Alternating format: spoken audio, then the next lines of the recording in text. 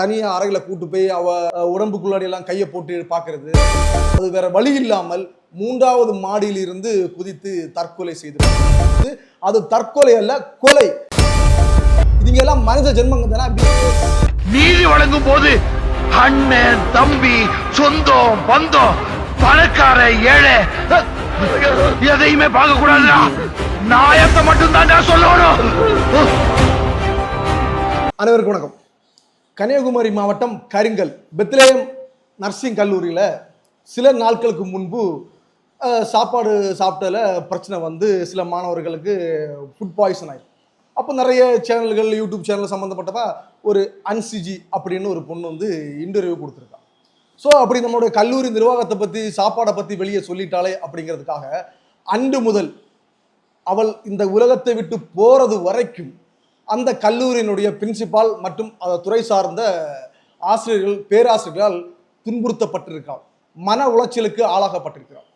எந்த இடத்துல பார்த்தாலும் ஃபோனை கொடு, அவளை மிரட்டுறது, பசங்களை வச்சு இது பண்ணுறது, அவள் இல்லாத நேரம் போய் அவளோட பேகை செக் பண்ணுறது. ஸோ அவள் 1-2 டீச்சர்ஸு ப்ளஸ் வந்து பேராசிரியர்கள் மற்றும் பிரின்சிபால் தனியாக அறையில் கூட்டு போய் அவள் உடம்புக்குள்ளாடி எல்லாம் கையை போட்டு பார்க்கறது.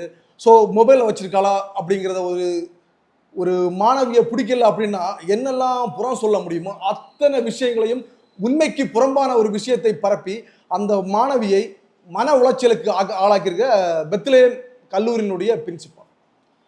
ஸோ இதனுடைய வெளிப்பாடு தான் எவ்வளோ பொறுக்க முடியுமோ அவ்வளோ தூரம் அதை பொறுத்து சகிச்சு மீண்டும் அந்த கல்லூரியில் அந்த படிப்பை தொடர்ந்து மீண்டும் பிற மாணவர்கள் முன்பாக நான் அசிங்கப்படுத்தும் போது அது வேற வழி இல்லாமல் 3வது மாடியில் இருந்து குதித்து தற்கொலை செய்துபட்டார்கள் மாணவி அன்சுஜி. ஒரு பேராசிரியர் ஒரு மாணவர்களை உருவாக்கக்கூடிய ஒரு இடத்தில் இருப்பவர்கள் பிற மாணவர்களுக்கு மன உளைச்சலை கொடுக்கும்போது எப்படி? ஒரு ஆசிரியர் என்பது ஒரு சேவைக்காக வருவர்கள். இந்த கற்பித்தல் என்பது தான் கற்றதை கற்பித்து கொடுப்பது. ஸோ இங்கே வந்து அந்த சிஜிக்கு நடந்தது வந்து முழுக்க வந்து அது தற்கொலை அல்ல, கொலை. ஏன்னு சொன்னால் மன உளைச்சலுக்கு ஒருவர் ஆளாகும் போது தான் இந்த உலகத்தில் வாழுவதற்கு எந்த வழியும் இல்லை. அப்போ எப்படி அந்த மாணவி இந்த உலகத்தில் வாழ முடியும்? கல்லூரியில் எந்த இடத்துல போனாலும் அவளை வந்து டார்ச்சர் பண்ணும்போது, அவளை மட்டுமே குறிவைத்து பண்ணும்போது அவளுக்கு நியாயம் எப்படி கிடைக்கும்? ஒரு நிமிஷம் நீங்க யோசிச்சு பாருங்களேன். அந்த பொண்ணு காலேஜில் இருக்கும்போது பிற மாணவர்கள் எல்லாம், அந்த பேராசிரியர்கள், ஆசிரியர்கள் சிரிச்சு பேசும்போது இந்த ஒரு பொண்ணிடம் மட்டும் கோபத்தை காட்டும் போது அந்த பொண்ணு அந்த இடத்துல எப்படி யோசிச்சிருக்கும்? தனக்கு இங்க உதவுறதுக்கு யாருமே இல்லையே, தனக்கு இங்க ஒரு ஆள் கிடைச்சிச்சுன்னா நானும் கொஞ்சம் ஹாப்பியா இருப்பேனே அப்படி அந்த பொண்ணு ஃபீல் பண்ணியிருக்குங்க. அந்த பொண்ணு 3வது மாடியில கீழே விழுந்து தற்கொலை செய்யும் போது எவ்வளவு வலி இருக்கும். உங்களுக்கு என்ன, நீங்க வந்து 1.5 லட்சம் 2 லட்சம் சம்பளம் வாங்குறீங்க, நீட்டா ட்ரெஸ் பண்றீங்க, பெரிய பாரம்பரிய குடும்பம், பெரிய குடும்பத்துல வந்திருப்பீங்க, உங்களுக்கு பணம் பிரச்சனை கிடையாது, சாப்பாடு பிரச்சனை கிடையாது. நீங்க வந்து ஒரு ஆசிரியர் வந்து ஒரு வகுப்புக்கோ இல்ல ஒரு கல்லூரிக்கோ ஒரு பல்கலைக்கழகத்துக்கோ ஒரு ஸ்கூலுக்கோ வரும்போது ஆசிரியர் மாதிரி வராங்க, இந்த கேம்போ மாடலிங் பண்ற மாதிரிலாம் வரீங்க. நீங்க வந்து ஒரு ஒழுக்கத்தையும், நீங்க வந்து ஒரு மாணவன் எப்படி இந்த உலகத்திற்கு வாழ வேண்டும் என்பதை கற்பிக்கக்கூடிய அந்த ஆசிரியர்களே ஒரு மாணவியினுடைய கொலைக்கு காரணமா இருந்தால் இதுங்க எல்லாம் மனித ஜென்மங்க தானே. பிஎஸ்சி, பிஎட், எம்எட் என்னென்னமோ படிக்கிறீங்க. என்ன படிக்கிறீங்க நீங்க? எப்படி என்ன சாதிச்சிட்டீங்க? 1.5 லட்சம் 2 லட்சம் சம்பளம் வாங்குறதுக்கு? ஏதாவது ஒரு ஆசிரியர் பள்ளிக்கு லிப்டிங் இல்லாமல் வராங்களா? சோறு தானே தின்றீங்க. நீங்க எல்லாம் பெரிய பணக்காரங்க, 3 வேளையில ஒரு வேளை சோறு தானே தின்றீங்க. எங்கடா உங்க வீட்டு பிள்ளைங்க மட்டும் நல்லா இருக்கணும், சொகுசா ஐபோன் அது இதெல்லாம் வச்சு நல்லா இருக்கணும். அடுத்த வீட்டு பிள்ளைங்க ஒரு சின்ன ஒரு மொபைல் வாங்கினா, ஆதி திருச்சபை கத்தோலிக்க திருச்சபையினுடைய வழி வந்ததுதான் இந்த கல்வி நிறுவனங்கள்.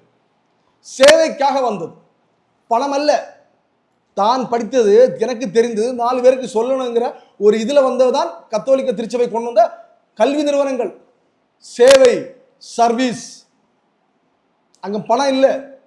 அதற்கு பிறகு இந்த இந்தியாவில் இந்த கல்லூரிகள் வரும்போது கிறிஸ்தவ நிறுவனங்கள், அது அருள் சகோதரிகள் நடத்தக்கூடிய கல்வி நிறுவனங்களை பார்த்துட்டு இந்த ஊர்ல பணம் இருப்பவர்கள், பணம் படைத்தவர்கள், செல்வந்தர்கள், அடுத்த வீட்டை சொத்தை ஆட்டை போட்டு வச்சிருப்பாங்கல்ல, இவங்க எல்லாம் என்ன யோசிச்சாங்கன்னா, நம்ம ஏன் ஒரு வேந்தராக கூடாது, நம்ம ஏன் ஒரு கல்லூரி தொடங்கக்கூடாது? அதனுடைய வெளிப்பாடு தான் தனியார் கல்லூரிகள், பிறகு அரசு கல்லூரிகள். தனியார் கல்லூரிகள் முதலீடு செய்து உருவாக்கப்படுகிறது. அப்ப அவன் என்ன பண்ணுவான்? மணி மோட்டிவ்ல தான் இருப்பான். எப்படி ஒரு இது பண்ண முடியும், எப்படி அந்த பணத்தை வாங்க முடியும், அந்த எண்ணத்துல தான் இருப்பான். இந்த கல்லூரி மாணவி பல நேரங்களில் மன உளைச்சலுக்கு ஆளாகிறது எப்படின்னா, ஃபினாலிட்டி, ஃபைன், எது பட்டாலும் ஃபைன். அது பண்ண 1000 ரூபா, இந்த இப்படி போன 1000, இப்படி போன 2000. எப்படி ஒரு சாதாரண ஒரு நடுத்தர குடும்பத்தில் பிறந்த ஒரு பொண்ணு ஒரு நர்சிங் படிக்கும்போது நீங்க தினமும் ஃபைனை போட்டா எப்படி கட்டுவா? மன உளைச்சல், அந்த வேதனை.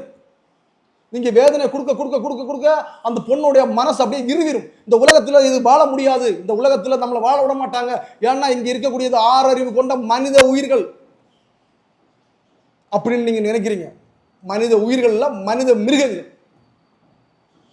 மிருகத்துக்கு கூட நீங்க ஒரு நேரம் ஒரு நாய்க்கு ஒரு பிஸ்கட் வாங்கி போட்டீங்கன்னா அந்த நாய் நன்றியோடு இருக்கும். ஆனா மனுஷன் அப்படி இல்லை. இங்க ஒரு விசித்திரமான மனுஷர்கள். அவர்களுக்கு எல்லாம் கிடைக்க வேண்டும், அவர்கள் குடும்பம் செழிப்போடு செல்வத்தோடு வாழ வேண்டும். ஆனால் அடுத்தவன், இந்த உலகம் ரொம்ப பெருசு. பணம் உள்ளவங்களுக்கு, பணம் இல்லாதவங்களுக்கு ரொம்ப சின்னது. ஆனால் அந்த சின்ன உலகத்துக்குள்ள ஒரு பெரிய கனவு காணுவாங்க. நான் நர்சிங் முடிக்க போறேன், ஒரு பெரிய நிறுவனம், ஒரு பெரிய ஹாஸ்பிட்டல் வேலை பார்க்க போறேன், எனக்கு ஒரு பெரிய ஒரு வாழ்க்கை அமைய போகுதுன்னு கனவுல இருக்குள்ள அந்த பொண்ணு.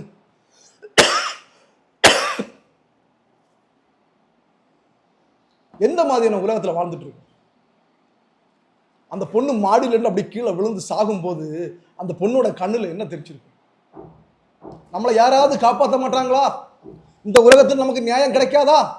நாம் இறந்தாலும் பரவாயில்லை, நமக்கு நியாயம் கிடைக்க வேண்டும் என்று போராடிச்சு அந்த பொண்ணு இருந்துச்சுல்ல.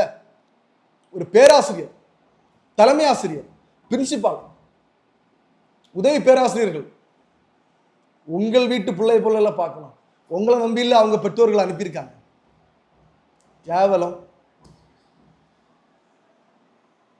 நம்மளை விட ஒரு அழகா ட்ரெஸ் பண்ணிட்டாங்க, நம்மளை விட ஒரு அழகா இருக்காங்கன்னா நீங்க பதவியில் இருக்கீங்கன்னா உங்க பதவியை இன்ஃப்ளூயன்ஸை பயன்படுத்தி நீங்க என்ன பண்ணுவீங்க?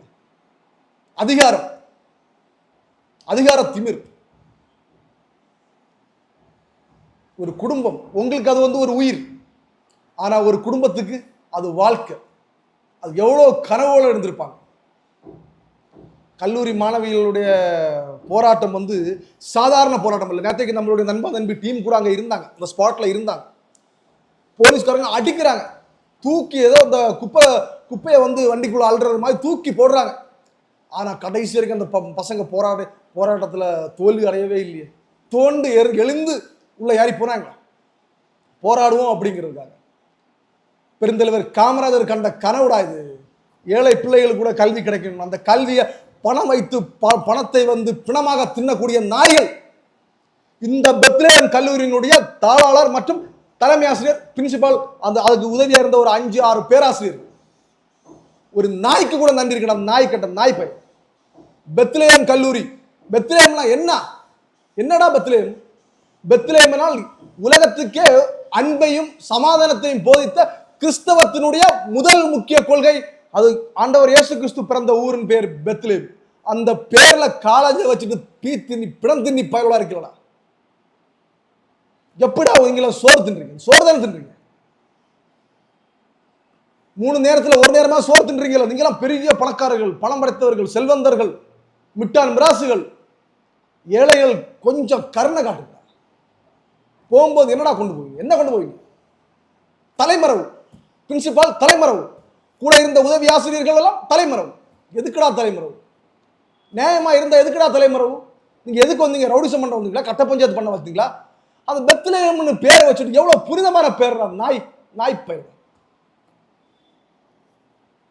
நீங்க யார்? நீங்க சர்வீஸ் மைண்டுக்கு வந்திருக்கீங்க. சர்வீஸ்க்கு வந்திருக்கீங்க. கல்வியை வைத்து வியாபாரம் செய்து அதில் பிழைப்பு நடத்தக்கூடிய, அதில் தின்னக்கூடியவர்கள். வேற ஏதாவது வந்துட என்னடா இது? நாடுதானா? இது நாடுதானா? காந்தியும் காமராஜரும் தலைவர் கலைஞரும் ஆசைப்பட்ட நாடுறா இது. எப்படியெல்லாம் உருவாக்கணும்னு ஆசைப்பட்டார்கள். அவர்கள் ஆசையெல்லாம் ஒரு மாணவியை துன்புறுத்தி தற்கொலைக்கு தூண்டக்கூடியவர்கள். என்னடா தண்டனை? இன்னும் நாளைக்கு நீங்க எல்லாம் பணம் வச்சிருக்கீங்க, ஒரு பெரிய லாயரை பிடிச்சி பெயில வந்துருவீங்க. உண்மையிலே அந்த சகோதரி அன்சுஜிக்கு நியாயம் கிடைக்கணும். Justice for Anshuji. ஏன் அப்படின்னா, ஒரு நடுத்தர குடும்பத்தில் பல ஆசைகள் பல கற்பனைகளோடு வாழ்ந்த அந்த சகோதரிக்கு நிச்சயமாக நியாயம் கிடைக்க வேண்டும். தொடர்ந்து அந்த மாணவர்கள் போராடுகிறார்கள். அவர் போராடுறதுக்கு உண்மையிலே வந்து ஒரு பெரிய விஷயம். தன் சக மாணவிக்காக நியாயத்துக்காக போராடுறாங்கல்ல, அது பெரிய விஷயம். இந்த போராட்டம் நிச்சயமாக நேற்றைக்கு நம்முடைய மாவட்டத்தினுடைய கண்காணிப்பாளர் அதுக்கு உறுதி கொடுத்துருக்கார். 24ஆம் தேதிக்கு முன்பாக உறுதி கொடுத்திருக்கார்கள். நிச்சயமாக அதில் ஒரு வெற்றி கிடைக்கும். அந்த மாணவிக்கான சாவுக்கான நியாயம் நிச்சயம் கிடைக்கும். அந்த மாணவியினுடைய கொலைக்கு தற்கொலை அல்ல, அது கொலை. அந்த கொலைக்கு நியாயமான அந்த கல்லூரியினுடைய தாளாளர், அந்த கல்லூரியினுடைய பிரின்சிபால், அதுக்கு உதவி செய்த அந்த உதவி பேராசிரியர்கள் அத்தனை பேரும் கைது செய்து தண்டனைக்கு உள்ளாக்க வேண்டும். அப்போதான் அடுத்து வரக்கூடிய இன்னும் இதே போல நிறைய காலேஜில் இருக்கு. இந்த பியூட்டிஷியன் மேக்கப் ஷோ கல்லூரிக்கு படிக்க சொல்லிக் கொடுக்க வர டீச்சர்ஸ் சொல்லுவாங்க. அவங்க எல்லாமே வந்து ஒரு ராயல்ட்டி, பெரிய லெவல். லிப்டிக் போடாமலாம் டீச்சர்ஸ் வரமாட்டாங்க. படிப்பு சொல்லிக் கொடுக்க எதுக்கடா லிப்டிக்? வந்து மேக்கப் அங்கே ரேம்பாக் மேக்கப் ஷோ. அந்த ஆசிரியர்களை புனிதமாக நினைக்கிறவங்கடா நாங்கள். அந்த பெத்லேகன் ஒரு புனிதமான பேரை வச்சுட்டு இப்படி வியாபாரம் பண்றீங்களா? நன்றி.